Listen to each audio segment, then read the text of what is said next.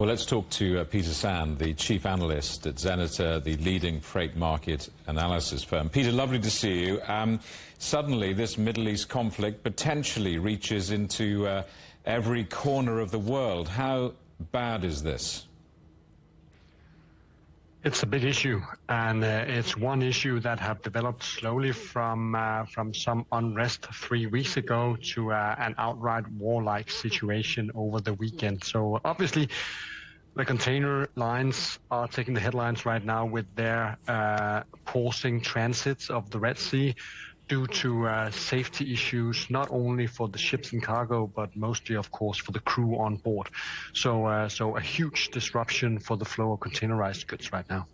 Distinguished analysts like you, and even more distinguished business journalists like our correspondent in New York, John Terrace, obviously get excited about these kind of stories. For ordinary people, does it really matter?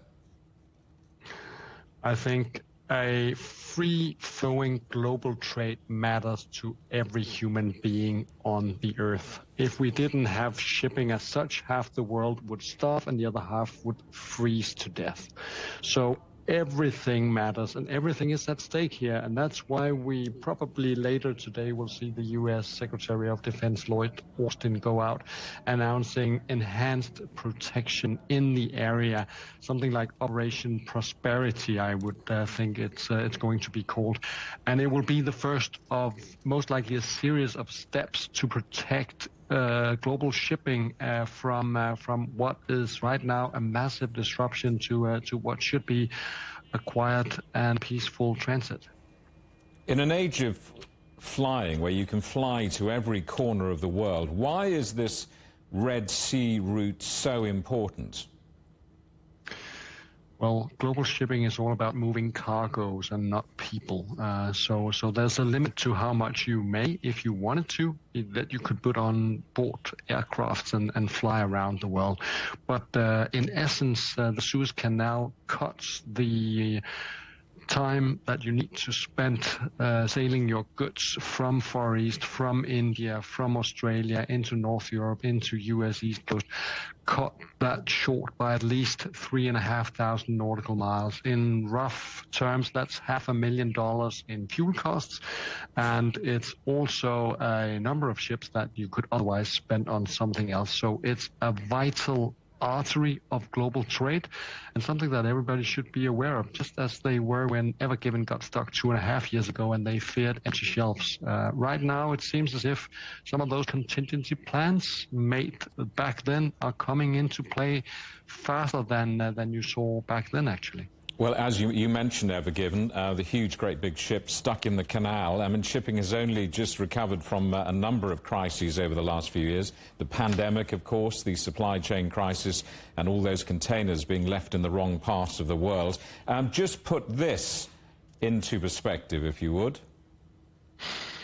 I think it comes at a bad time, yet with a silver lining. It comes at a bad time because we have a drought in the Panama Canal, also another key artery of global trade. So what do shipping lines do when they cannot pass through Panama Canal like they used to? They go via Suez Canal. But what happens then if the Suez Canal is blocked? It's become a little bit of a not only a messy situation, but definitely also a much more costly situation for everyone involved in global shipping. Xeneta platform has an indication for spot rates going up 20% just over the weekend. Because of the situation. So if you connect Far East to Mediterranean, obviously that's a huge shortcut. You need to spend more money now getting your goods, if you get those goods around anyway. So I think the only silver lining is that it's no longer COVID times.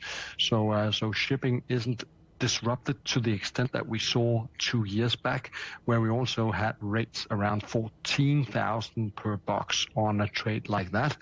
Right now it's closer to 2,000, but still we could expect rates to jump by 100% over the coming weeks if this situation isn't resolved fastly. And none of these shipping companies are charities.